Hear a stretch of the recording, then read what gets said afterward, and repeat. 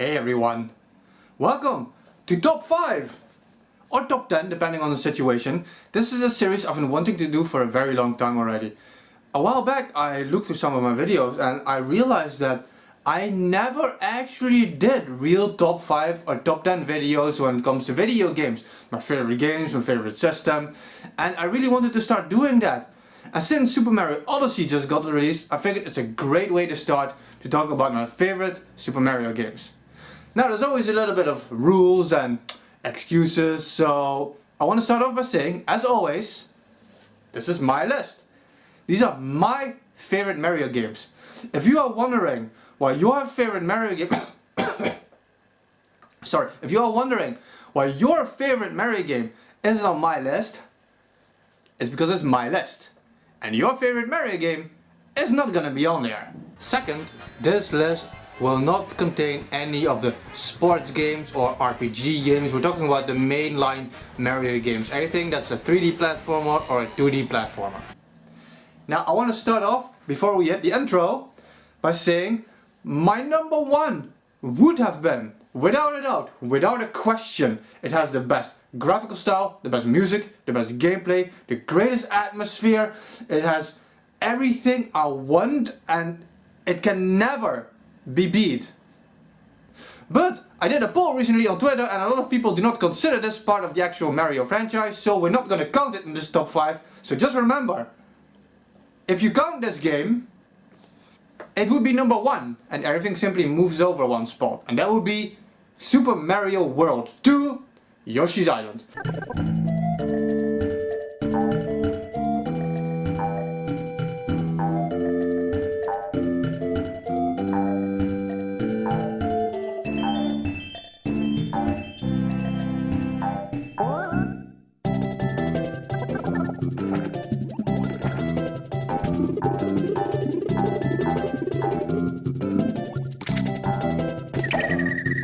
A lot of people don't count this game for several reasons.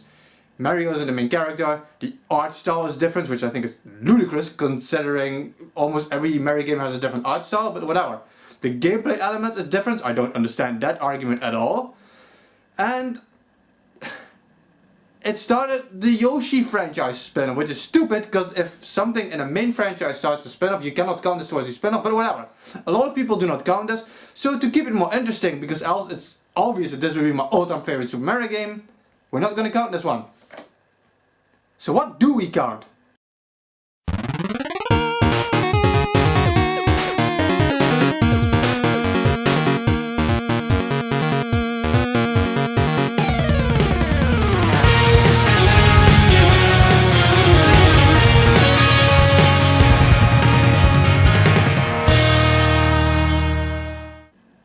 You guys made up these rules, which is ironic because I did another poll on Twitter asking about number 5 on this list. Because yes, I put this game on number 5 and less people thought this was a Super Mario game than they did Yoshi's Island. And that is this fucking masterpiece, Super Mario Maker. Because yes, I count this. Every argument people have against Yoshi's Island is destroyed in this. It's a Mario game, you play a Mario game, it has a Mario art style, it has Mario power-ups, it has levels made by Nintendo to consist of the main game, Peach got kidnapped, it is everything Super Mario is, except it's better.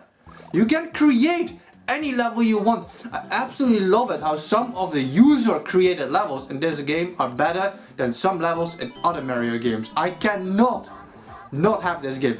It is a Super Mario game for me. It counts, it has everything people say a Mario game should have. I love creating levels, I love playing my own levels, I love playing other people's levels. This game has everything I feel a Mario game needs. Sure, some people could say that it lacks somehow that single player experience kind of thing. What are you talking about? This has everything. People just see it as an add-on because you create levels and everything. But like I said, even Nintendo created their own levels that are in this game. And then people say, yeah, but it copies other styles. Yeah, but you cannot discount one game for the same reasons it doesn't work like that. If you do not count this, this counts. Either way, I count both of these I will agree to some people that sure, whatever, let's discount this one, but no. This is the 5th greatest Mario game ever made. On 4th place, we have a game that changed the industry. It redefined game development itself. Games from this point on were never the same again. And that's Super Mario 64. Super Mario 64 defined 3D gaming. It is an absolute amazing game. I love the music in this game. I love how it looks. I love the level design. This game is amazing. The power-ups, like being able to fly randomly with Mario, that was amazing. This game had amazing secrets. I liked the idea. Some people don't like it. I like the idea of the overworld in the castle. I loved exploring the castle, discovering new paintings and levels and everything. It was really cool. Some people love to throw around the nostalgia factor these days, as if that was ever a bad thing. Nostalgia can be a great thing. Nostalgia can be factored in when you think, when you judge a game, when Super Mario Odyssey came out. People said that it was just getting all these great scores because of nostalgia, because it's Nintendo and Mario. That's not how nostalgia works. That's not how it works. When I plug this game in, I start playing it, I get transported back in time. The music, like I said, the sound effects, I feel like when I was a kid, when I started playing this game originally. But that's why the nostalgia ends, because then when I start playing this, it's like a whole new adventure again. I don't think about any of that nostalgia trip anymore. I can just enjoy the game for what it is, an extremely well crafted 3D Mario game that deserves the praise it gets. And that has nothing to do with nostalgia. This game deserves 4th place in this top 5. On 3rd place, we have Super Mario World.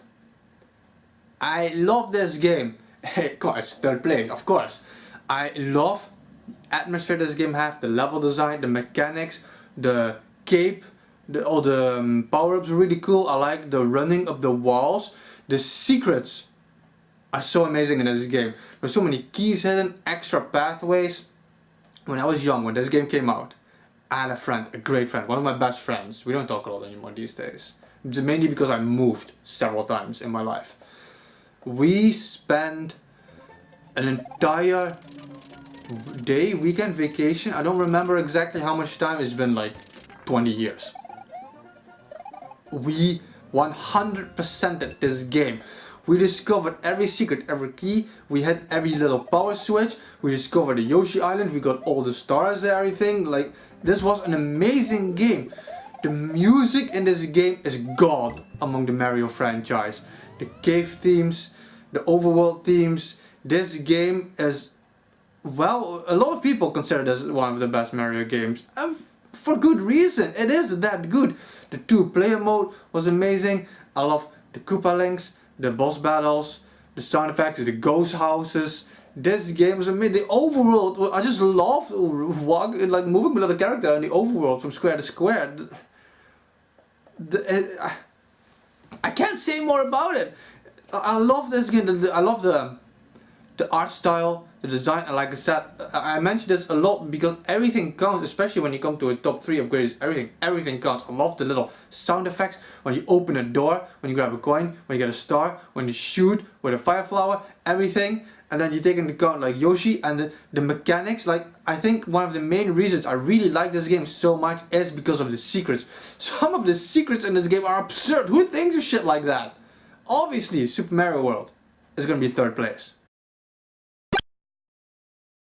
My 2nd favorite Mario game of all time is gonna stir up some shit for sure. Super Mario Sunshine. I absolutely fucking love Super Mario Sunshine for so many reasons. One of the main things people love to hate this game for is the blue coins that you get to receive, because yeah, this game should have had more levels. The amount of levels in this is insane. This is more levels than Odyssey, that's for sure. The blue coins were in there because blah blah blah. I hate the blue coins.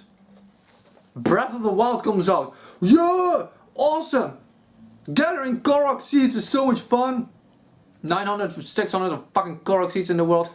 You cannot praise one game for one thing and hate on another game for the exact same fucking thing.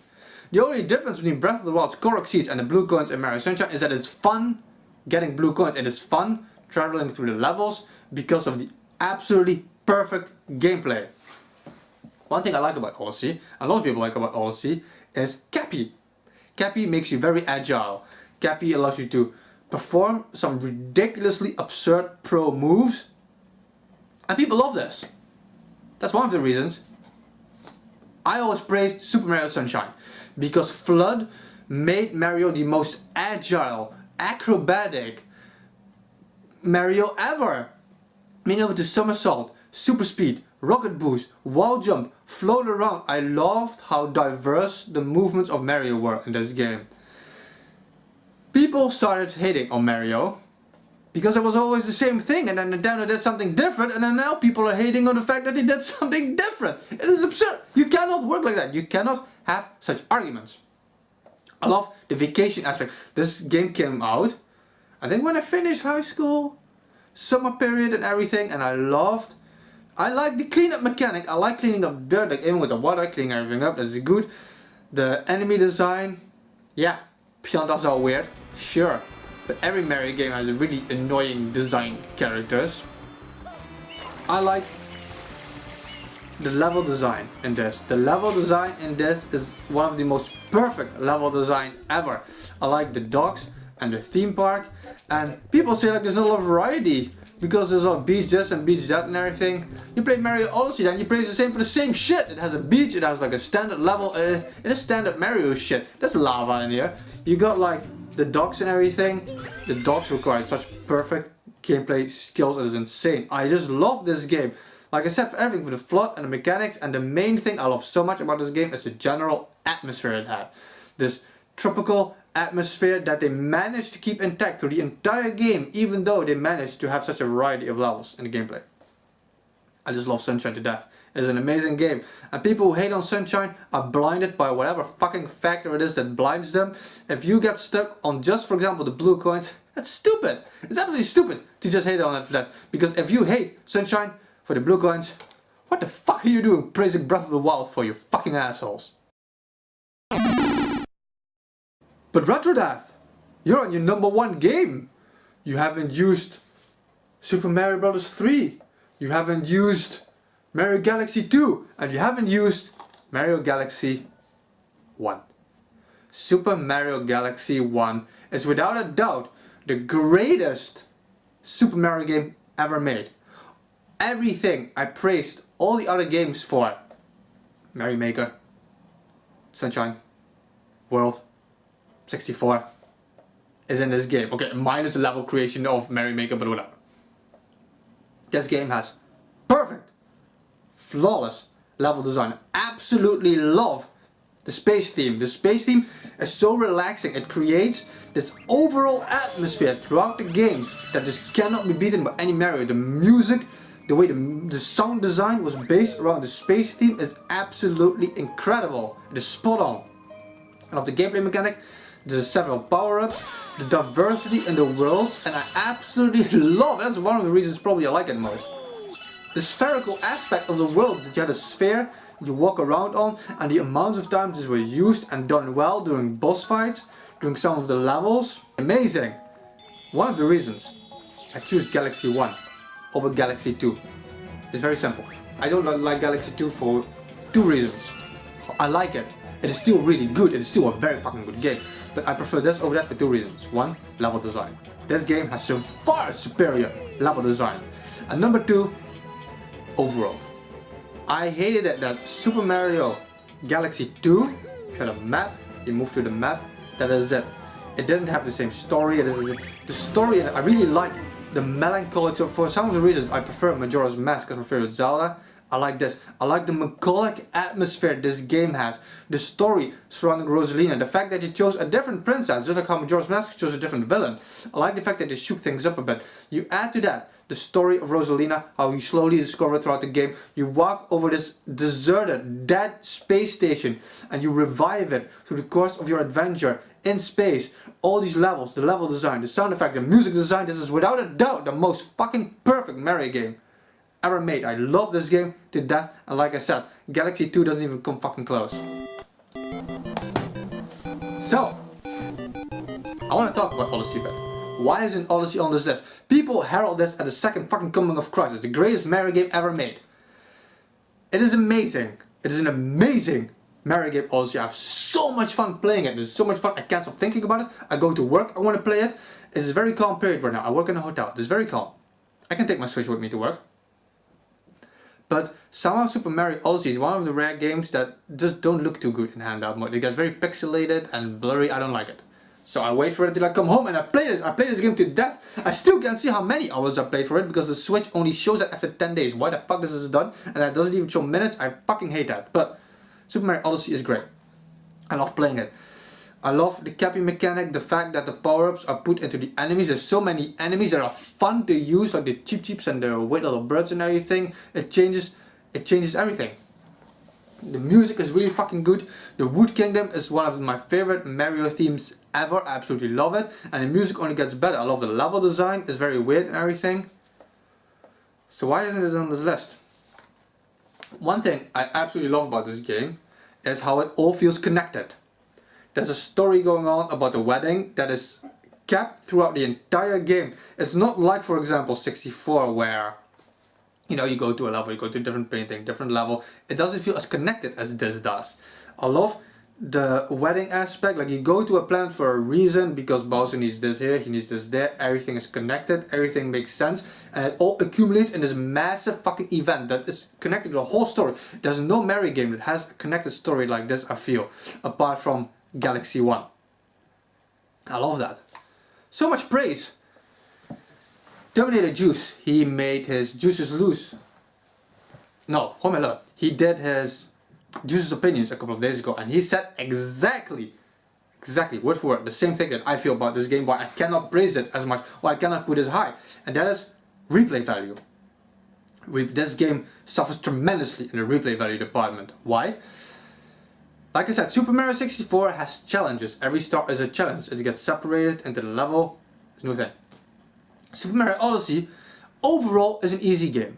If you want to finish it and just finish the game and get a bare minimum of stars, it is ridiculously easy. The challenge in Odyssey lies in the exploration. It can be as hard as you want. The further you progress in the game, the harder it gets.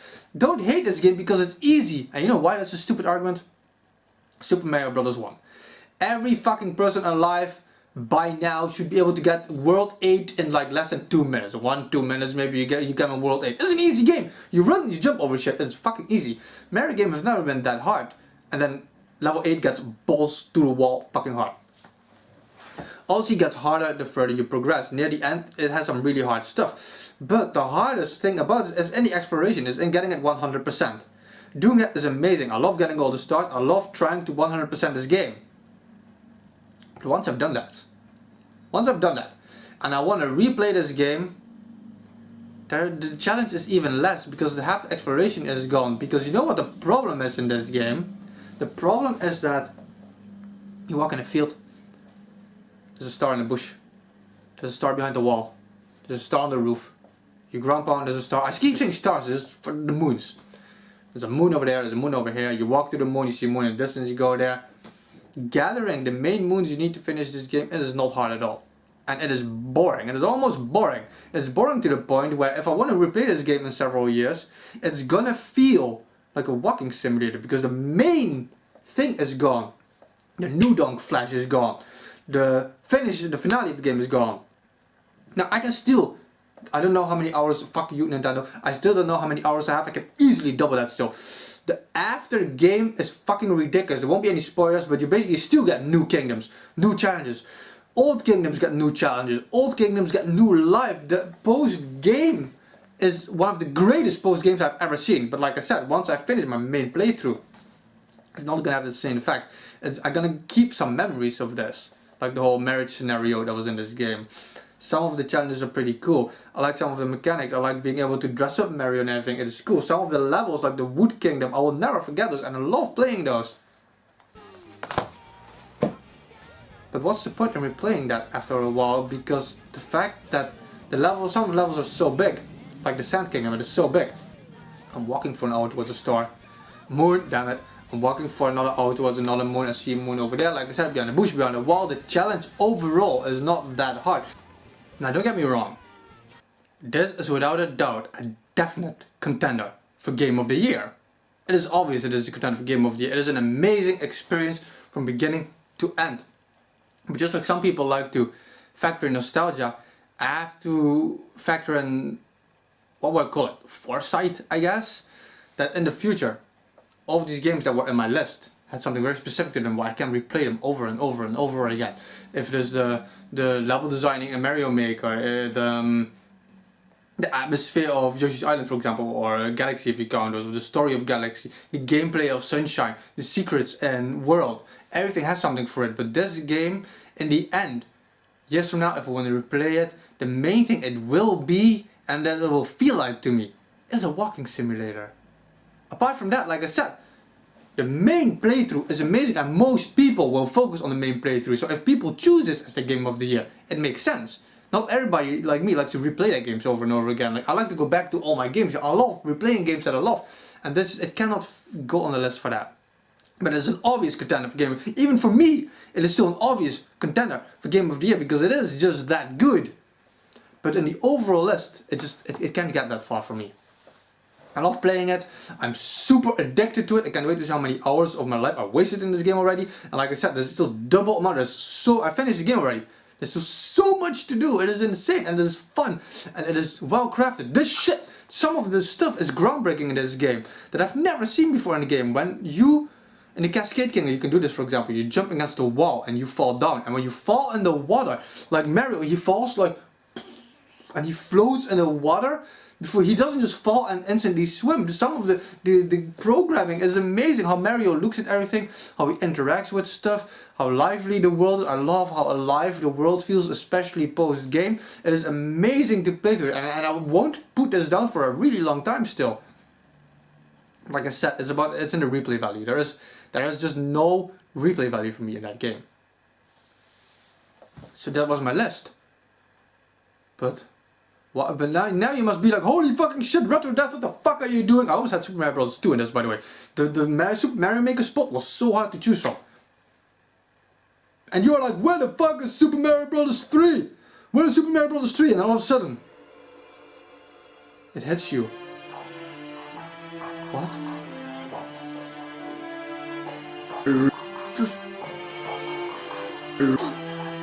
Now there's always a little bit of rules and excuses, so I want to start off by saying, as always, this is my list. These are my favorite Mario games. If you are wondering what your favorite Mario game sorry, it's because it's my list. And your favorite Mario game is not gonna be on there.